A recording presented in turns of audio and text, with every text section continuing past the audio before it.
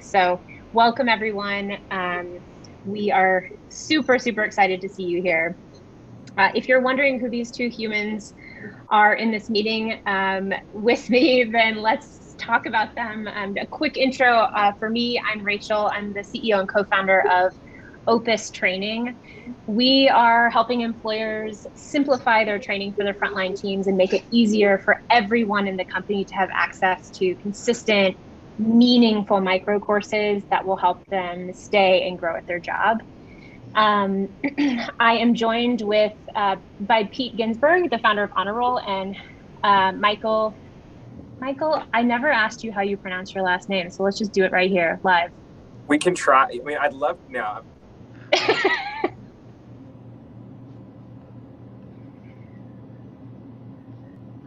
You scared him off.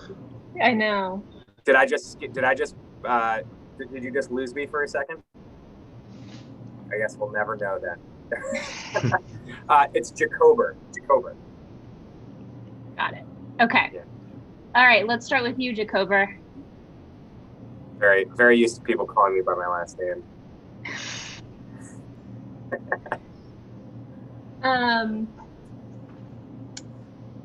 Yeah, so Michael, tell us a little bit about you. Cool. Michael Jacober, founder and CEO of Blanket. Blanket is an operations and execution platform built for frontline multi-unit operators. Well, for multi-unit operators primarily with a frontline workforce. We really add value to larger scale companies who have layered management between the C-suite and their frontline, and we basically create operational efficiencies and visibility between each layer of management. So people at the top know what's going on in the middle and all the way down to the store / unit level. I'm a former operator myself, and basically I built a product that was really geared to solve my own problem.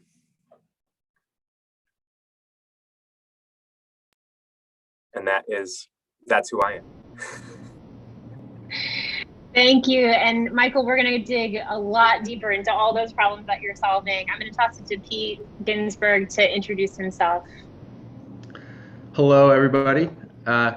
Give you my very quick background so this all sort of makes sense. After working in a couple different startups, I was recruited to Starbucks, where I had the opportunity to work for Kevin Johnson as he stepped into the CEO role, and he tapped myself and the SVP of innovation to build what Kevin called the Moonshot Group. And we did all kinds of very cool stuff, bringing technology in to help the customer and employee experiences at Starbucks.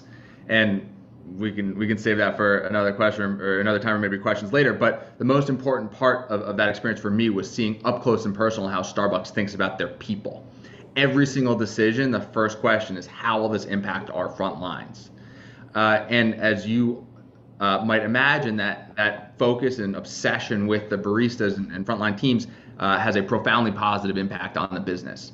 And really, after I did some investigations, outside of Starbucks and restaurants and beyond, really all employers of shift workers saw how much of a need there was to really motivate and retain the workforce. So decided to bottle up a lot of the tactics and strategies at Starbucks, but make it a lot more fun, relevant, and gamified for shift workers everywhere.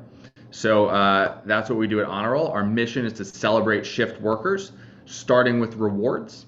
So we understand what the key levers are for an operator in their business, whether that's having the team show up on time or selling a high margin product. And we incentivize around those things and go to the team directly and say, hey, if you sell a large combo meal today, you earn points.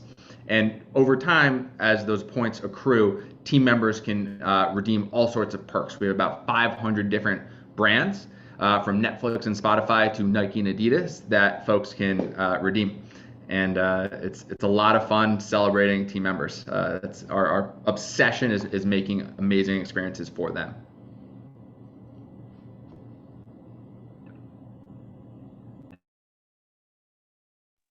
Amazing. Thanks, Pete. Excited to dig in on your platform. I know that we have had so many of our fireside chats ourselves talking about what it means to honor and celebrate shift workers. So let's get into it. I want to start with a question that I love to ask because this is a very complex working world.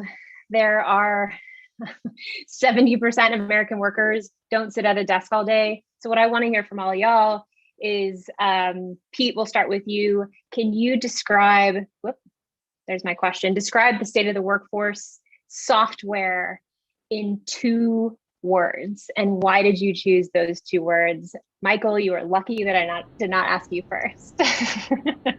I think the current state of workforce software is boring and not relevant to team members,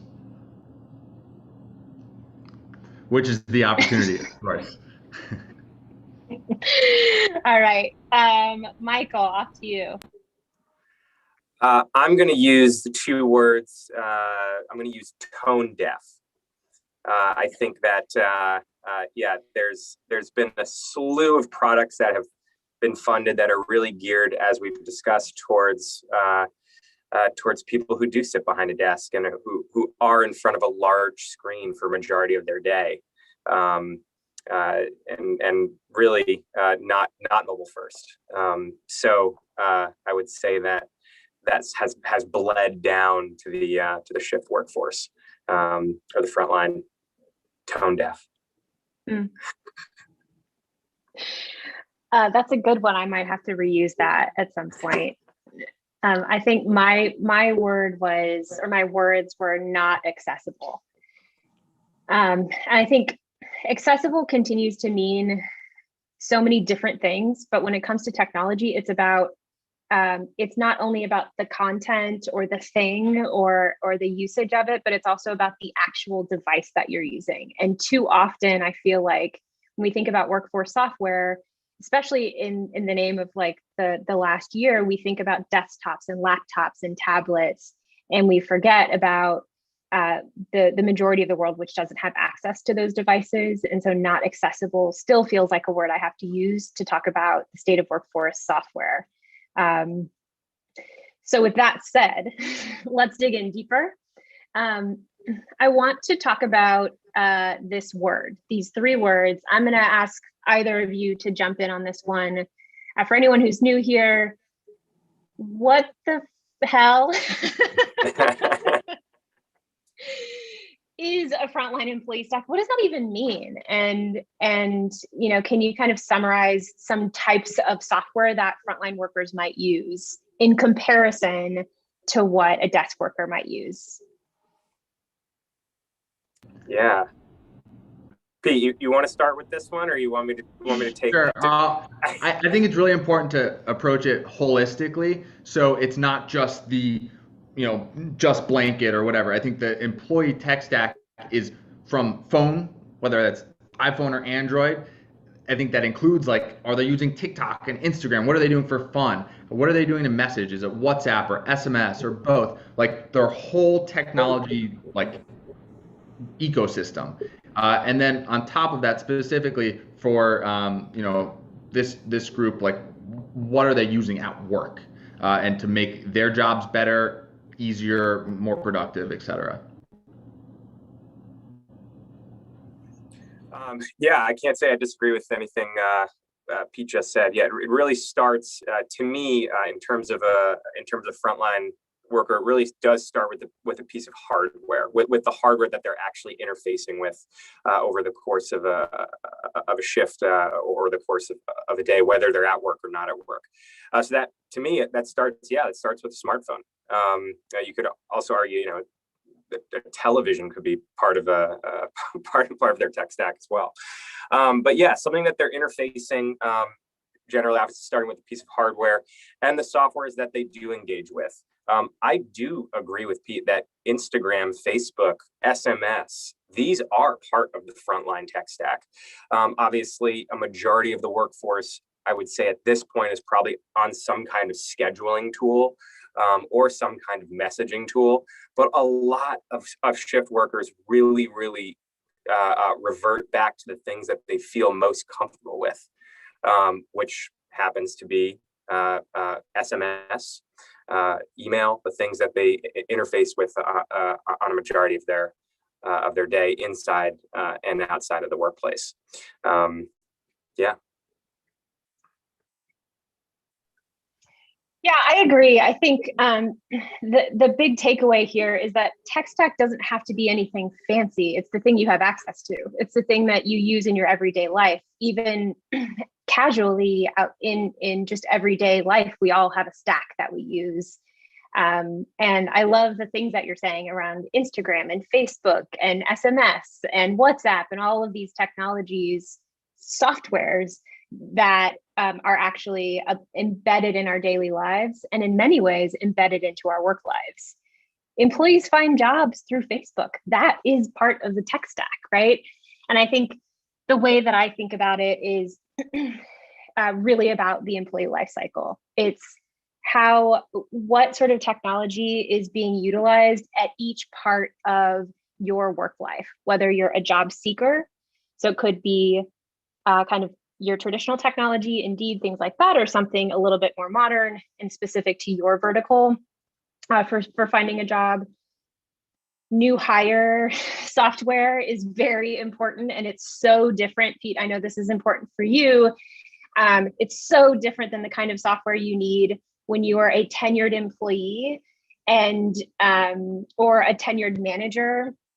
And the kind of, maybe some inventory software you might need to be using. So the way I always think about tech stack is where it falls within your lifespan or your work span with an employer.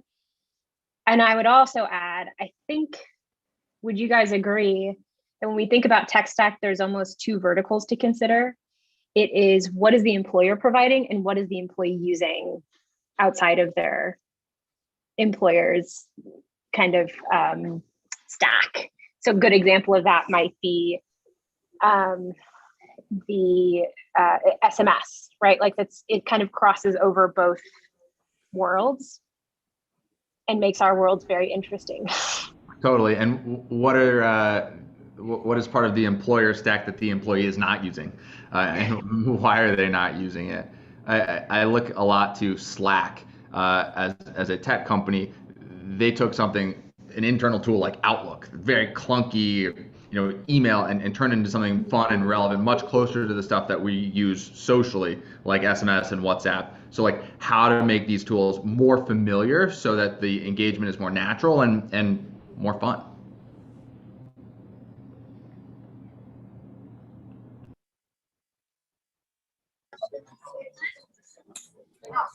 Yeah, and what's up?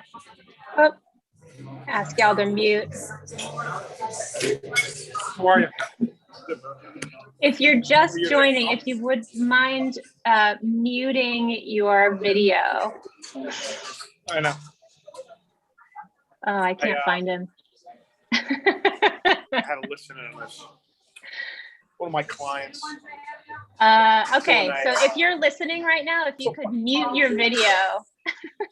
Presentations and Zooms, people are talking more than they ever have. Right? Let me see here. There we go. The world we live in. So let's dig in. I want to talk more about what the audience thinks. So we have a lot of people in this group who have been working in multiple industries with a lot of frontline workers. Can you all put into the chat right now, tell us what software are you using with your frontline teams right now? It could be the name of a software. It could be really anything. David Dreenan says Candy Crush. I hear you, man. What software for frontline employees are you seeing and using? John Pepper, Opus, thank you, Boloco.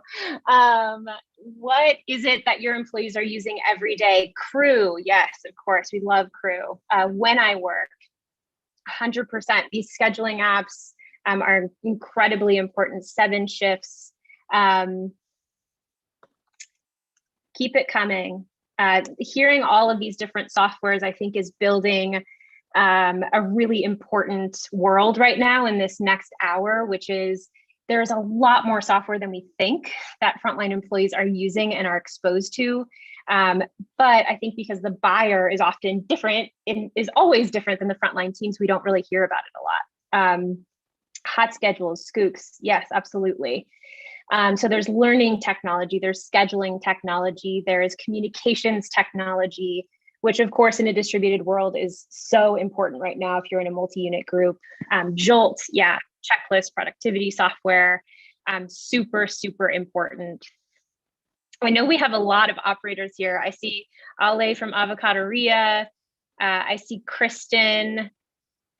Who else do I see?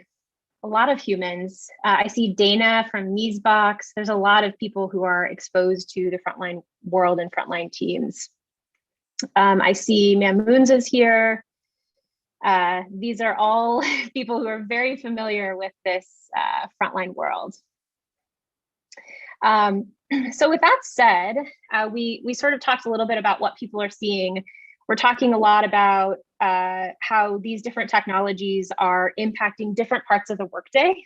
What I want to talk about, and when we think about where we are now, and we talk about the word software, right? You can download an app. You can, you're not putting a CD-ROM into a computer anymore. Well, I hope not. You might be for some technologies. So let's talk about that. How is employee software different now than it was 5 years ago? So we're talking 2015, not that long ago. What's changed? Pete, I want to start with you on this one. The ability to build really powerful stuff really quickly improves by the month. I mean, there are all these no-code solutions and huge players, especially, Rachel, for the two of us, things like Twilio that just can power text messaging and make the experience so much lighter weight to build and to experience. So I think that's a major change. Also, and we need more of this, but moving to the cloud. I mean, like for us, our whole business is in the cloud. Like it's just like obvious, but there are many technologies that are still sort of local on servers, especially point of sale, that needs to keep moving. And you know, the macro trend is definitely that. So why is the cloud important? Why is that a really critical? And I totally agree with you. This is such an important piece of software right now. Why does it matter? So for us, it's critical to connect to other pieces of software. And in many other industries, that's just a natural thing for APIs to connect different components so like everything can play nicely together. And you see more and more of these companies in the tech world that are literally just building APIs. I think a good example of that, Twilio is definitely one, but Plaid, they just connect bank accounts, which is like this big hairy thing, but they've created this layer to connect the pieces. So the more pieces that can be connected, the more power can be created. So, and in order to be connected, you have to be in the cloud for the most part.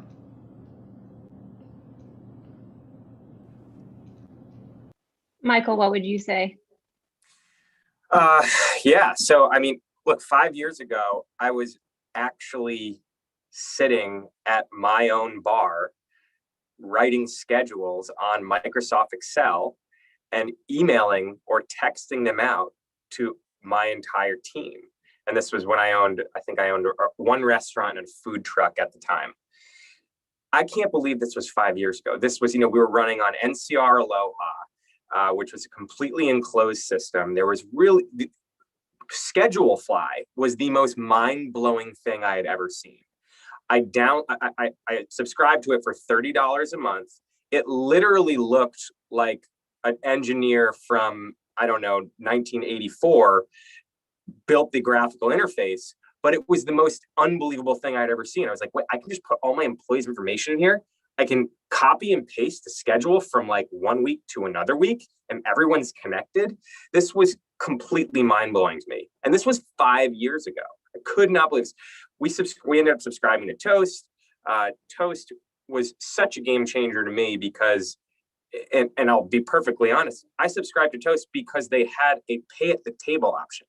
Like they actually were the first ones with the handheld tablet, unless you actually go to Europe where everyone has these types of tools. But the first ones with the handheld tablet that eliminated my servers from needing to actually walk to a terminal or, take up a tremendous amount of time dropping a check at the end of a meal. What changed, and to kind of piggyback off of what Pete's saying, really what I think brought Toast to relevancy is having an open API and having tools actually starting to talk to one another. Having a scheduling tool talk to your point of sale, like that meant you didn't need to manually, I would literally sit there and input sales data from Avero, which was the first cloud-based reporting tool from point of sale, into an Excel weekly pro forma, which I then have to migrate my scheduling data and my labor and payroll information into in order to get an idea of what my profit was for that week. This is like completely obsolete at this point. So when we think about 5 years ago, like it's ancient. It is like what we were doing then is so different to what is capable of what we're doing now. Even 2.5, 3 years ago when I started my company, if what was available today was available to me back then, I'm not sure I would have needed to start Blanket. So it's just the speed and the amount of software that's coming to the marketplace is obviously it's obviously robust and it's happening very quickly. But I think at the end of the day, the winner is going to be the small business owner. The winner is going to be the multi-unit business owner, and ultimately the goal here is the winner to be the end user, the employee, the shift worker. So. Yeah, I think it's really night and day to where things are today.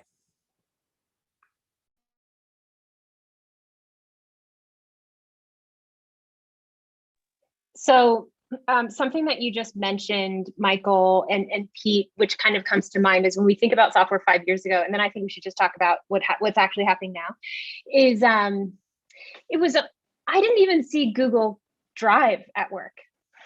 I was working in an office. I was working in people operations, and I was using similar software that you were describing. But there was I didn't know what cloud meant, or really like why it was important for me. And the thought of just sending a link to an employee to access something was out of the purview of my job at that time. Everything was about uploading CSVs. I think something that's different now, for example, that I know all of our platforms do. You can, of course, accept a CSV. Now, you can literally copy and paste from an Excel file, throw it into a software, and it will dispatch a message or an invite or something to an employee. So it's almost, we've gotten so far now to where you don't even have to even use the word upload, really. It's like this totally different world, and the vocabulary that we are using is changing. I noticed this with our customers. People are asking me about integrations and using these terms. Software is incredibly important, not only for the admin, it's important for the employee. And I would say they expect it.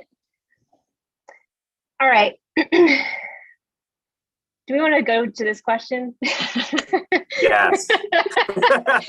Okay, so let's talk about this. I think this is always the question that you hear when we're talking about any software, right? There's so many things out in the world for frontline employees. And by the way, when we say frontline employee, Pete uses the term shift worker. We've used the word hourly worker, hourly employee. It's really anybody who is not working kind of your traditional 9-to-5 job, sitting in front of a desk all day. So when we say the term frontline employee, that's what we mean. Why isn't there just one solution that solves for everything?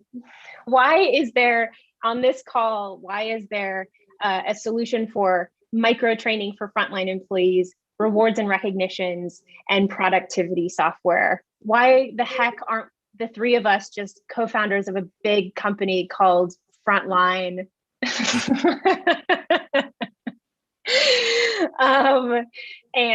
Which, by the way, I'm not opposed to, but why are what we doing? Why is what we do as an unbundled solution for employers? Why is this actually a good thing? I think continuing on the trend of it's gotten easier and easier and faster to build software has allowed more amazing people to build software. So all of a sudden you have experts in like pretty narrow areas building something way better than someone could build in a more broad fashion. So yes, it's unbundled, but it's hyper focused and therefore more relevant and more powerful.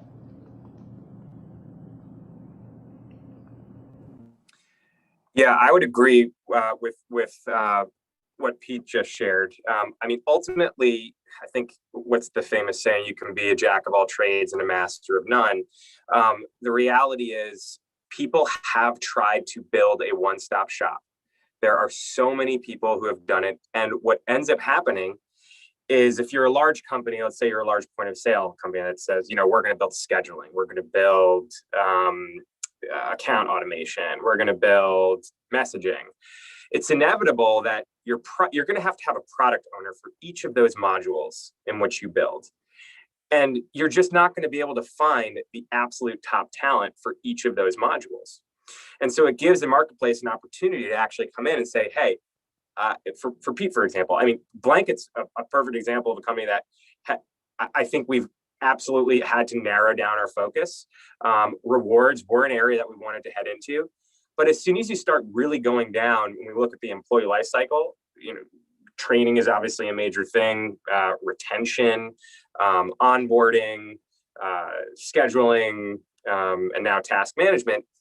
When you start to go out of your lane a little bit, and let's say you start to go from task management to training, or training to task management, or task management to rewards, and you start to incorporate these different things, you lose focus. When you lose focus, you give opportunities for someone to come in and do it really, really well, and inevitably have some kind of fragmentation. Now, what do I see happening? Ultimately, there probably will be a consolidation. I mean, someone is going to come in and buy Blanket, Opus, and Onaroll, make the three of us really wealthy, but ultimately make themselves even more wealthy. But yeah, I do see at some point there will be a consolidation of kind of best-in-class softwares, but it's not going to come from one person trying to build it all themselves. And to add to that, I think that ultimately the user of these unbundled softwares has a much better, more productive experience. Yeah, it would be awesome to have one contract and one monthly payment or whatever to one company. So in that part, maybe a little less efficient. But the results, I think, are much stronger by having experts in each vertical. Well, I think you both bring up a really interesting point here, is that I think we don't view every COO as the same. We don't view every CEO as the same, or every HR director. So why would we view frontline workers as needing all of the same tools all the time? And so by thinking that there could be one technology that's one size fits all, it's actually a disservice to the people who we build for. And so it might be therefore, that there is one kitchen that is perfectly suited with a training packet that they can use, and paper checklists, and a Google Drive form that serves them incredibly well with their current workforce, but that solution doesn't work for the next person. And so I think the advantage of being an employer and being able to pick the right solutions for your team at the right time are critical. I know there are there are several restaurant owners on this call right now who are opening several new locations this year. And I think as we think about even our expanding properties and adding more properties, the need for new, different kinds of solutions as your business evolves must change. And to your point, Pete, it ends up being lower cost, because you can kind of bundle things together the way you'd like. One location. Every Yeah. business is different. It's like you can put the ideal combination together for your unique business. Right. And like, how tragic is it if you have a one size fits all solution and you have a commissary with 1,000 employees and 50 unit restaurant over here, and the commissary doesn't need the thing that the restaurants are getting, but you're paying for it. And so,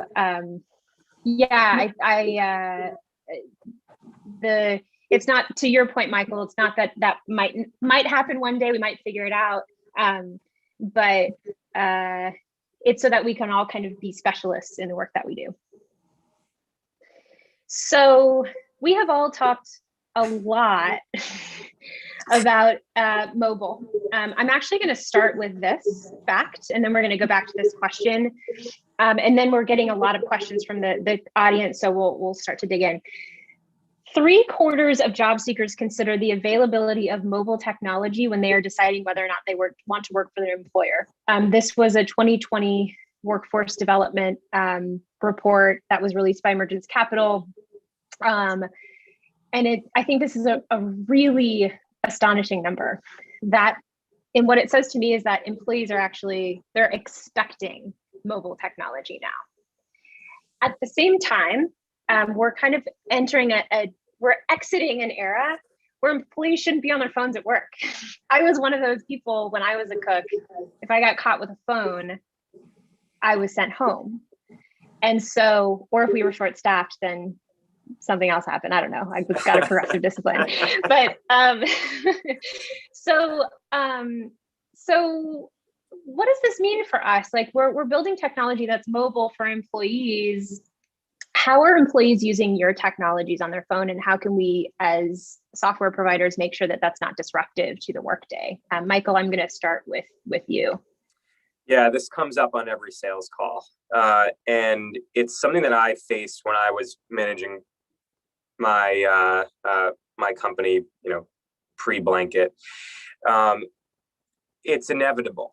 People are using their phones. This is how they communicate with management. This is how they communicate with other employees. This is how they communicate, period. It's a device that is attached to them.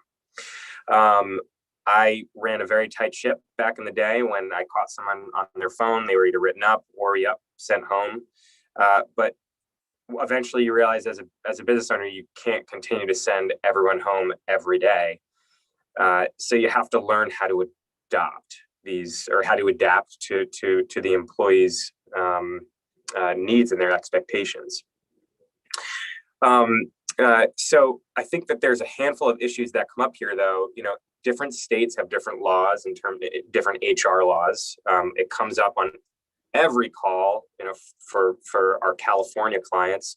Well, if my employees are, expected to use their phones for work, we need to pay their cell phone bill. So, really it's about giving, to me, it's about giving the client some kind of optionality.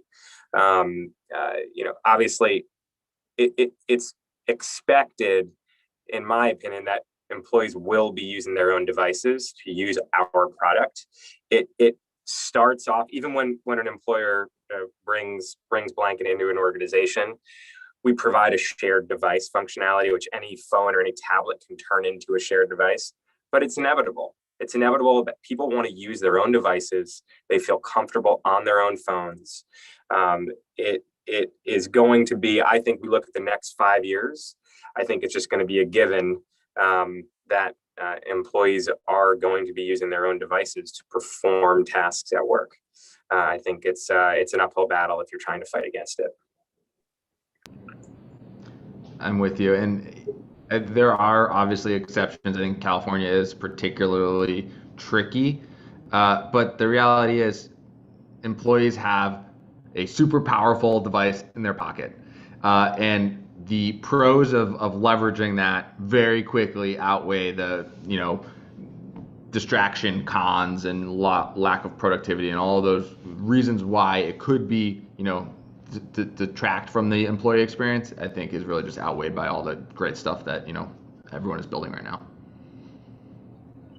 Yeah, I agree. And I think we tend to see that most employers give their team the benefit of the doubt, and that there are ways that you fold that into the workday, right? Like for us, for example, at Opus, a micro lesson takes 3 minutes. So when you start a shift, you text go, you do your shift, you do your training, and you go to work. So it's not as if chefs and managers aren't putting some structure around this work, and knowing like when to expect people to use those devices. So I agree, it's become a really ubiquitous device at work, and what an amazing way to leverage the tool that is you already know how to use.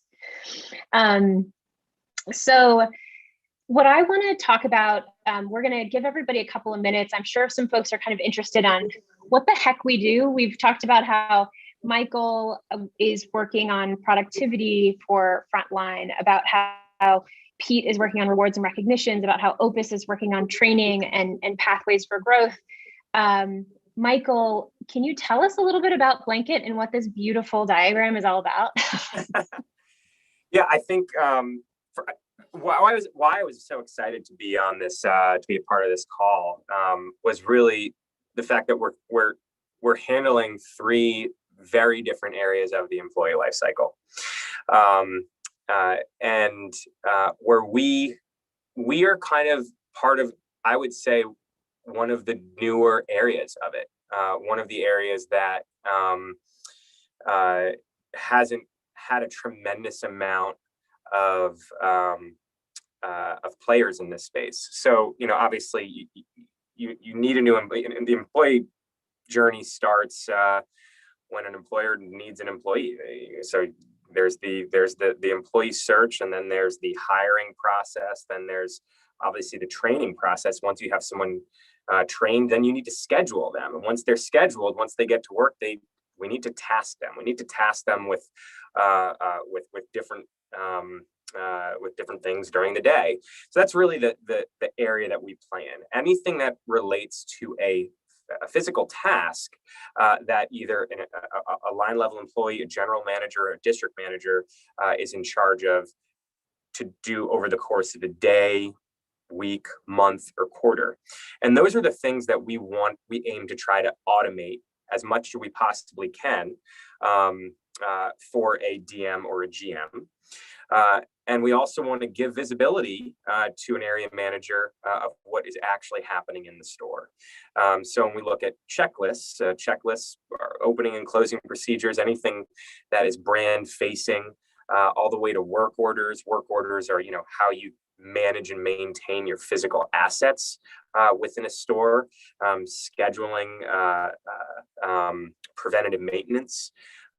Obviously, food safety is a high level task that that cooks need to be engaged with every single day. So automating that process with temperature sensors and food safety labels. And then, kind of gamifying, similar to Pete, we want to gamify the experience with as the workforce is performing these tasks and they're doing them on time, we engage them with points and badges, and they can move up and down on the leaderboard.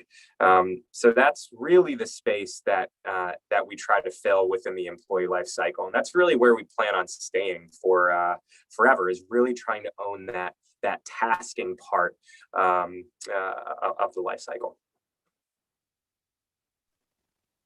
And this is a huge task and the work that you're doing is so incredible, Michael, because tasks are changing every week sometimes with employers, especially in the last 365 days. So what I would imagine that these days it's come to the surface that this is a critical tool and a need to have for employers. Yeah, especially as remote management really started to become the norm throughout the pandemic.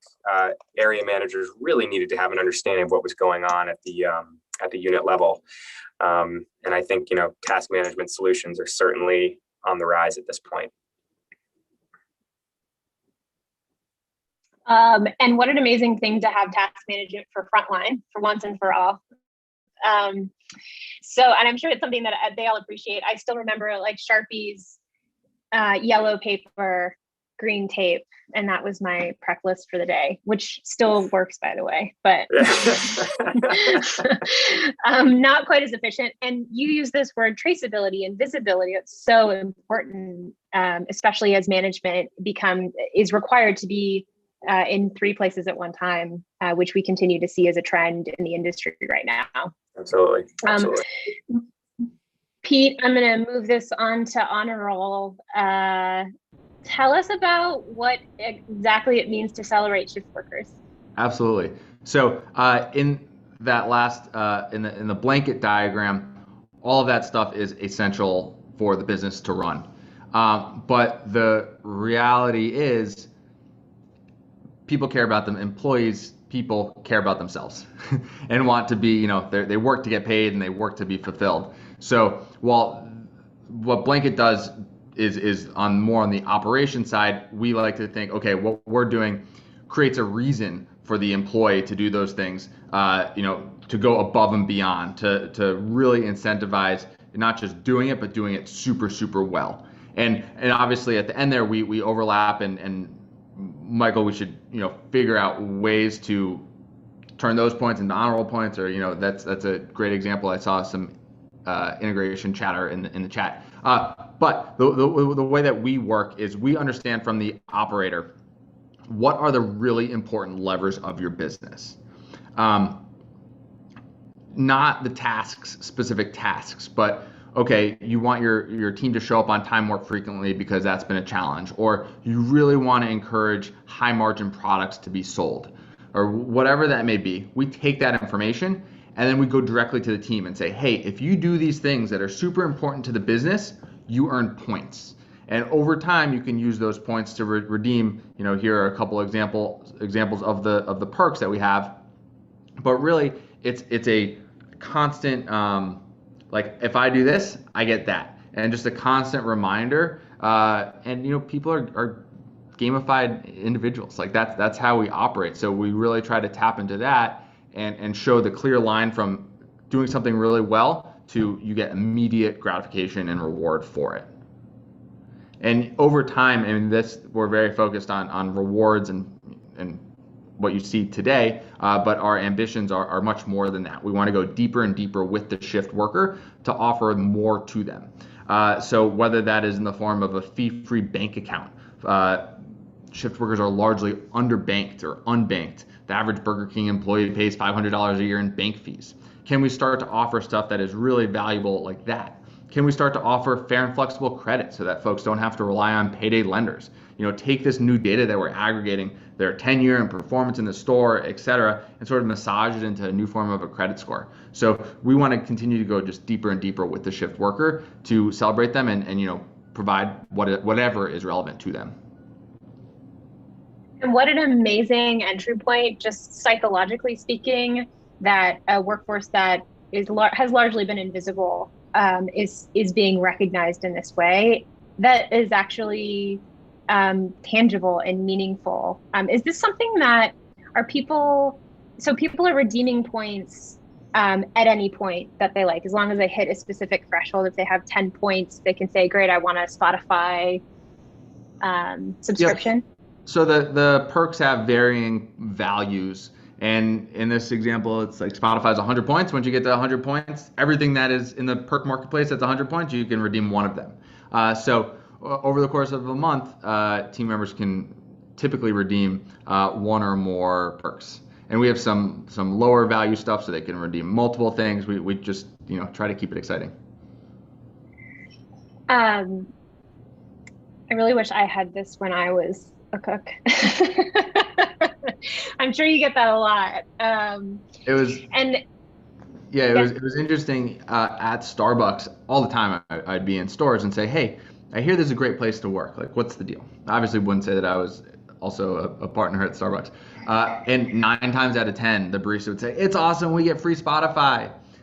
And that drove me crazy to start. But what I soon realized and appreciated was that things like Spotify are what's relevant, what the team member gets to use every day on the way to work, when they leave work, brings them happiness. And that is the stuff that's top of mind for many folks. Yeah, and it's sort of, Pete, I know the reason why we've had so much synergy with our worlds is because there's when we think about the work day, just one day, an employee walks in, clocks in, they need to get through all their tasks throughout the day. If they complete those tasks, they need to be able to like be recognized for it in order to be incentivized for the next day. We live in an incredibly, in an industry that we don't even have, this could be a totally different fireside chat around turnover and how you can find ways to decrease churn. We'll do that next week, but what an amazing way to kind of fold in natural human behavior in a very modern world. Games are a part of the world that we live in. And one more thing I'll add to that. It's the nature of shift work is each day you just start again, right? You have more customers coming into the store, you got to prep and cook and clean, and it starts over and over each day. It's a full reset. What we like to believe is that we're creating a little bit more purpose. So each day builds on the previous. So there's and by doing that, work is a little bit more fulfilling for team members. Everyone who's watching right now, we are discussing the Frontline tech stack for employees who don't often get access to what I would be bold enough to say good software. And so you're listening to Michael and Pete and Rachel from Blanket, Onaroll, and Opus, respectively. We're going to finish up this little presentation and then go into a final set of questions. We're getting a ton of great questions from viewers. I want to tell you a little bit about Opus. So what we do at Opus is we're on a mission to create a world where every frontline worker has a good job. And what that means for us is subjective, right? Good is subjective for everyone. And what it needs to mean is that you are creating a world in which your team, you might have some folks who want to be a manager one day. You also just might have some folks who want to be staying in their current position and happy and feeling like they're gaining new knowledge. So what we do at Opus is we make training, on-the-job training, simpler.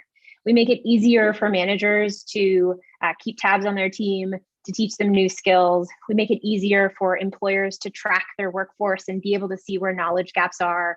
And we make learning fun for employees so that they can feel empowered to learn new skills on the job, whether they relate specifically to their job.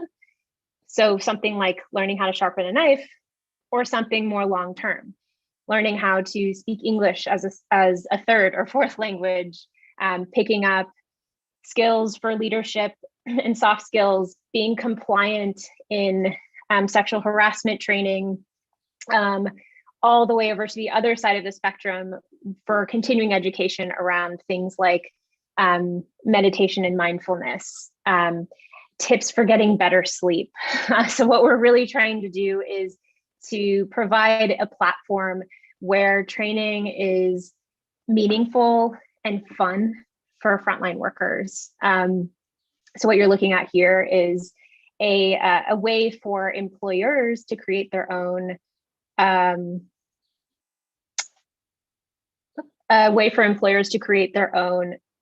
training software, their own micro trainings, and a way for employees to receive them on their phone over text message.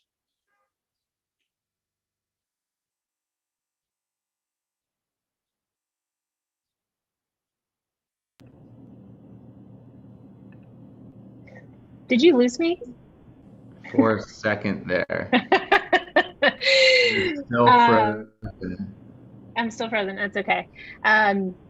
It's a lovely photo of me. So let's we're gonna finish up. I want to get to some of these questions that the audience has asked us. I'm gonna toss this first one to you, Michael. Actually, I'm going to toss it to both of you. Is there any tech out there that is helping employees move forward in their careers and networking, helping them find futures in or outside of shift work? This is from John Pepper at Veloco. So I lost you there for a second. Can you repeat that question? Is there any tech out there that is basically like LinkedIn for the frontline? So there are a handful of companies out there that are solving for this problem, and I'm really curious to see where Pete ends up with where he's going to bring his company within within this recruitment part of this of the employee life cycle. There's a company called Clocked In that is really trying to tackle this problem. One of our investors is also invested in this company, where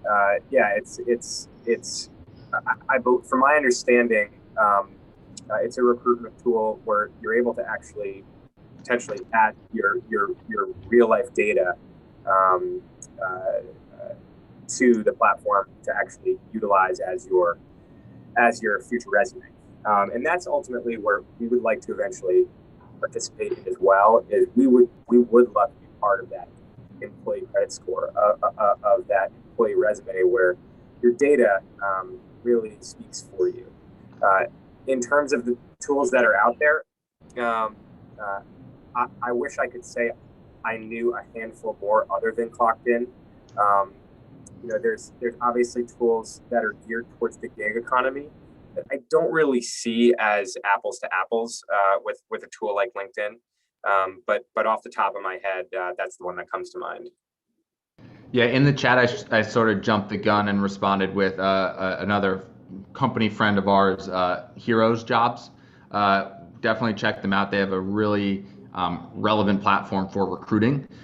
It's not exactly what you're talking about of sort of how to evolve and grow out of shift work or but as Michael alluded to, we definitely have ambitions to help team members build a track record. So we reduce turnover. We don't want to be, a job site where we're like taking employees and, introducing them to other jobs. That will never be. But like in addition to reducing turnover and obviously doing these driving things like top line, we do want to allow team members to build a track record. So they will turn over. No one is going to eliminate turnover. That is just a crazy ambition. So there will be a time where when a team member leaves, they can kind of take their honor roll score with them and bring it to the next place. And while we're not going to have like a job posting, their work won't disappear when they go to their next job. So they can build on from job to job. Another interesting piece is a large part of recruiting is obviously, those watching know is the how did this employee do at their last job? Do I need to call the manager, quick reference check, etc.? Can we eliminate that back and forth? So we become a trusted source in between. Oh, wow, they did super well on Onaroll for the last several years at this job. They improved sales by 20% and they showed up on time 95% of the time. Okay, that's good enough for me. I don't need to call the manager and become that stamp in between. We see this a lot too, where there's an opportunity for folks to stack up accreditations and skills. So if you think about, for example, being able to kind of create a portfolio at work is so important. And so I'm really excited about what's to come. I hadn't heard about Clocked In. That is so cool. We need to have, so what I will also say is we'll probably follow up with a LinkedIn post with some additional platforms. We are not by any means the only 3 players in this field. Yes, we are. Well, there's a final question here. There's 2 final questions here. Anyone who has to jump at 5, please feel welcome to. This is going to be on YouTube, but we might stay over just a couple of minutes. The first question is coming in from David Dreenan. He said, does Opus, Blanket, and Onaroll market to the same market segment and overall with the restaurant industry? And if so, does it make sense to partner on sales and marketing efforts? Welcome.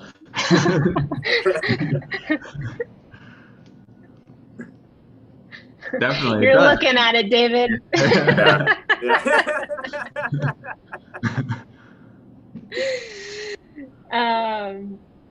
Yeah, I think it's a no-brainer. We all deeply care about frontline teams and building software for the people who need it most and who are kind of devoid of great technology. And so this talk and future talks were a no-brainer for us for sure. Last question. Whoever wants to pick it up first, go for it. What is next in employee software? And I won't say in 2 words or less, but give it your best shot. I think the best software disappears. You don't actually really use it. You know that it's there, it influences your behavior, but it's not clunky in your face. It's just like sort of around you. So I think that stuff will get simpler and simpler, but at the same time, more and more powerful. Yeah, I think you really nailed it. I think the future is going to be, it will integrate in ways into your life that you will just naturally use and be around. Yeah, I think there'll just be more and more connectivity into your day to day, but it won't be in your face. You might not even integrate with it on a phone. It could be implanted in your body. You just never know. No, no, but yeah, I totally agree. It will get less and less visual. It's going to start to disappear, but obviously be equally as effective. I agree. I also think we use the word integration all the time with technology and APIs, which are important terms as technologists. But I do imagine a world that's next in employee software where someone starts their first day on a job and everything just works for them. There's no process of getting you into this system and then this one and then this one and then this one. It's like, no, here's our stack and here's how you get in and here's how you do your job. And by doing that, we can actually help employers reduce this like very expensive first 90 days and make it very easy for people to enjoy their job from day one. Rachel, I don't know what that looks like. Rachel, I've heard you say this before, the term onboarding, like that will eventually just no longer be a thing. Like if you use the word onboard, we've failed you. Yeah. Exactly. Yeah. Yes. Yeah. Like I remember using that term with my mom, who's worked in the restaurant industry forever and worked in the industry since like I was a kid at a chocolate shop. And I was working in HR and ops and I was like, yeah, I've got to onboard 40 employees. We just opened a restaurant. And she was like, what the hell is onboarding? Like it's such a new thing that you have to do with employees. It doesn't need to exist and it doesn't have to be that hard.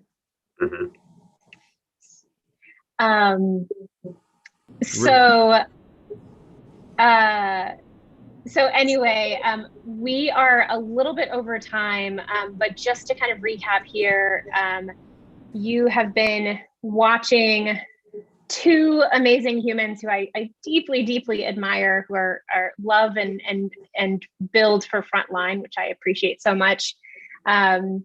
If you would like to meet these humans, Pete and Michael, learn more about Onaroll, learn more about Blanket, learn more about Opus, our information is here. You're welcome to check out our websites, of course. The internet is yours, but you're also welcome to contact us over email anytime. We are all very active founders who talk all the time and love to meet new people. So we would welcome all y'all. And please, we would love to get your feedback on what else you want us to talk about. What didn't we talk about today that's missing from your brain that we can help provide more resources for? This was on YouTube Live as well as LinkedIn Live. So Michael, Pete, we're going to be on the internet forever. Thank you. I know. Yeah.